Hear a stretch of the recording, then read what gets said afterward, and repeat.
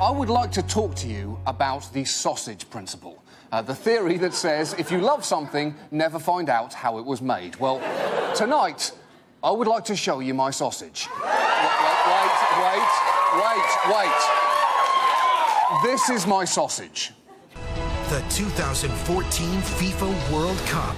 Oh my God! OK, the World Cup starts this week, and I am both excited and extremely conflicted about it. Now, I know, in America, soccer is something you pick your 10-year-old daughter up from.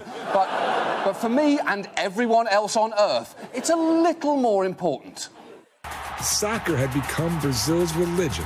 In Colombia, soccer was a religion. Football is a religion here. Soccer, or football, like we say, it's a religion. Yeah, and they're not exaggerating. When David Beckham got a tattoo of Jesus, the response of most soccer fans was, "Oh, that's huge for Jesus. That's a big deal for him."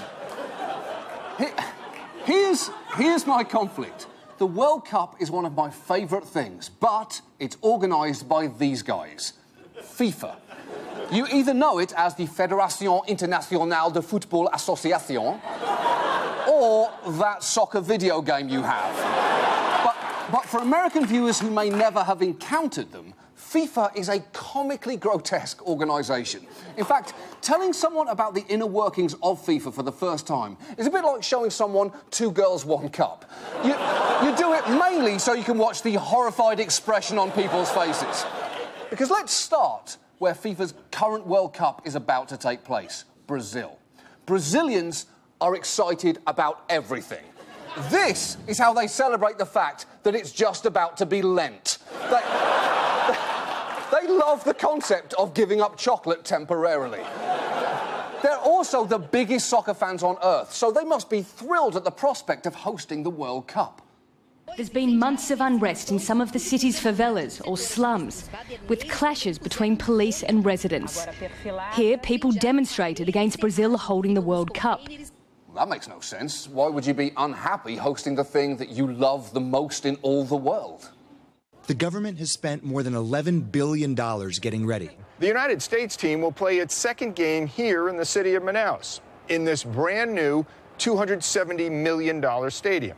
Manaus is so remote that it's almost impossible to reach by car, which is why officials had to have the stadium materials brought in by boat, shipped across the Atlantic from Portugal and up the Amazon River. OK, that does seem like a waste of money, especially when you consider that that stadium is only going to be used for 4 World Cup games. There's also no team in Manaus that can fill it afterwards, at which point it becomes the world's most expensive bird toilet. No wonder Brazilians are so upset, especially when you think about what they are actually getting in return. Well, and they're going to make money as well as the money they're spending. Actually, FIFA makes the money. This is where the controversy is. The country usually doesn't make money. FIFA, the organisation of the World Cup, is who makes the money. Yeah, Brazil, let me put this in terms you might understand. Think of money as pubic hair and FIFA as wax. Oh, they're going to be all over you during the World Cup, but when they go, they're taking all the money with them, including some from places you didn't even know you had any money, leaving you teary-eyed going, Jesus, what happened here? What happened? I'm never doing this again. Because here are FIFA's tax demands for prospective host countries.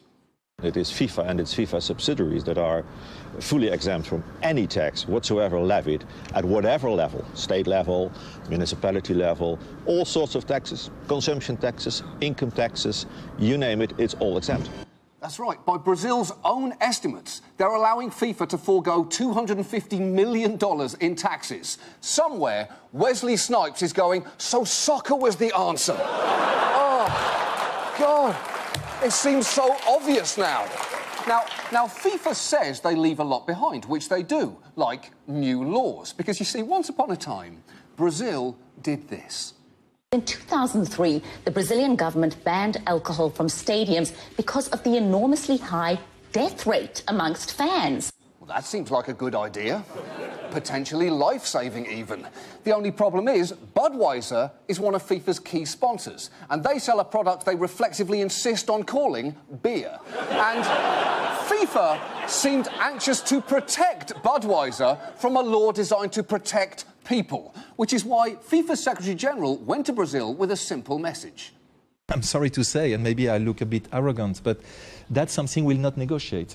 I mean, there will be, and there must be, as part of the law, the fact that we have the right to sell beer.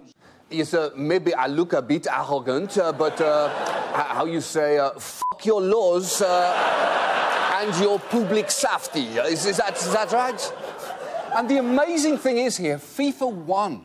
They successfully pressured Brazil into passing a so-called Budweiser bill, allowing beer sales in soccer stadiums. And at this point, you can either be horrified by that or relieved that FIFA wasn't also sponsored by cocaine and chainsaws. And Brazil is lucky. Brazil's lucky. At least they just had FIFA force alcohol on them. When South Africa hosted the World Cup 4 years ago, FIFA forced the creation of the FIFA World Cup courts, which sound funny. You know, it's like going to the World Series and being dragged in front of Judge Philly Fanatic. Except FIFA's courts were no joke. 2 Zimbabweans who robbed foreign journalists on a Wednesday were arrested on a Thursday and began 15-year jail sentences the next day. That is unsettlingly fast. That's like when you order Chinese food and it comes 5 minutes later. Well, thanks very much, but that was too quick. You didn't have time to make this properly. And there is a certain irony in FIFA setting up any kind of justice system, given the scandals that have dogged it over the years.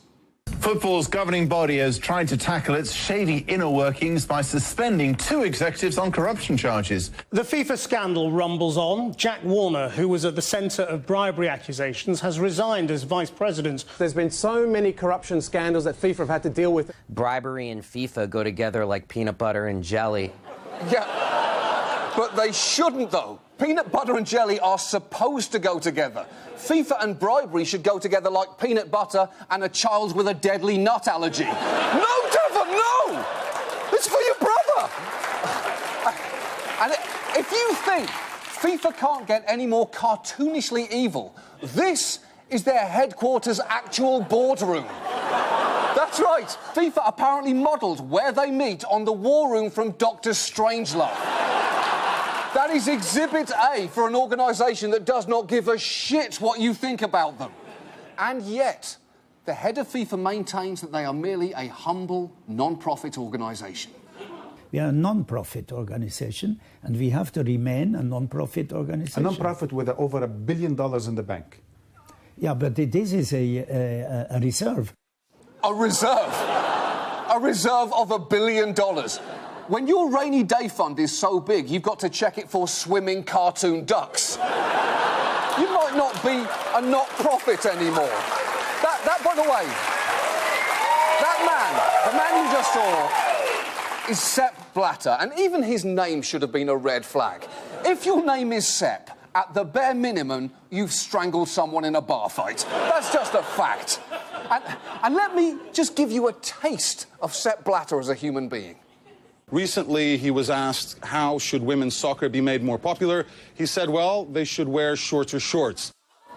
Great idea. Put the ladies in hot pants, call it Foxy Soccer, and while you're at it, tighten up the jerseys, maybe replace the ball with a plate of hot wings, and f*** it, let's just open a Hooters. FIFA, the humble non-profit, even recently spent $27 million to fund United Passions, a fictionalised version of their history, starring, for some reason, Tim Roth as Sepp Blatter. And this movie, like FIFA itself, looks terrible. Will be the Fédération Internationale de Football Association. FIFA. The first World Cup will be held in Uruguay. You have everything you need to run our family. But you know, the slightest error and you're out. Who makes a sports film where their heroes are the executives? And the crazy thing is, you don't need 2 hours and Tim Roth, because the greatest film about Sepp Blatter has already been made. It's 10 seconds long and it's on YouTube. Dirigere la FIFA. Guardate qua, attenzione, improvvisamente.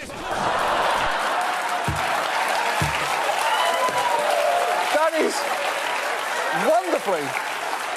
That is the one time you can genuinely say, I'm glad that old man fell off that stage. But perhaps the worst part of FIFA is not even its past or its present, it's its future. Because the host of the 2022 World Cup has already been decided. The winner to organize the 2022 FIFA World Cup is Qatar. Qatar? There's between 1 and 50 reasons why that is an awful idea. Summer temperatures in Qatar can reach some 50 degrees Celsius, a difficult environment to hold a professional sporting event outdoors. 50 degrees Celsius is 122 degrees Fahrenheit. You are hosting the World Cup somewhere where soccer cannot physically be played. That's like if the NFL chose to host the Super Bowl in a lake. Now, there are now allegations that some FIFA executives took bribes to put the World Cup in Qatar, and I hope that's true, because otherwise it makes literally no sense. And not just because of the weather, but because of the working conditions. Qatar is a slave state in the 21st century. A migrant worker can't leave the country without an exit visa. That visa has to be approved by his employer. Who has your passport? So you're trapped here. Yes. We've got coffins coming home every day. More than a worker per day on average is dying. Conservatively, from the figures of just two countries, India and Nepal, more than 4,000 workers will die before a ball is kicked off in 2022. So what you're essentially saying is the Qatar World Cup is shaping up to be the most deadly Middle East construction project since this one. And by this point, I hope I've proven to you that FIFA is just appalling. And yet, here's their power. I am still so excited about the World Cup next week. And it's very hard to justify how I can get so much joy from an organisation that's caused so much pain, other than going back to right where we started. Soccer or football, like we say, it's a religion. But it's not just that. It's an organised religion, and FIFA is its church. Just think about it. Its leader is infallible. It compels South American countries to spend money they don't have building opulent cathedrals, and it may ultimately be responsible for the deaths of shocking numbers of people in the Middle East. But for millions of people around the world like me, it is also the guardian of the only thing that gives their lives any meaning.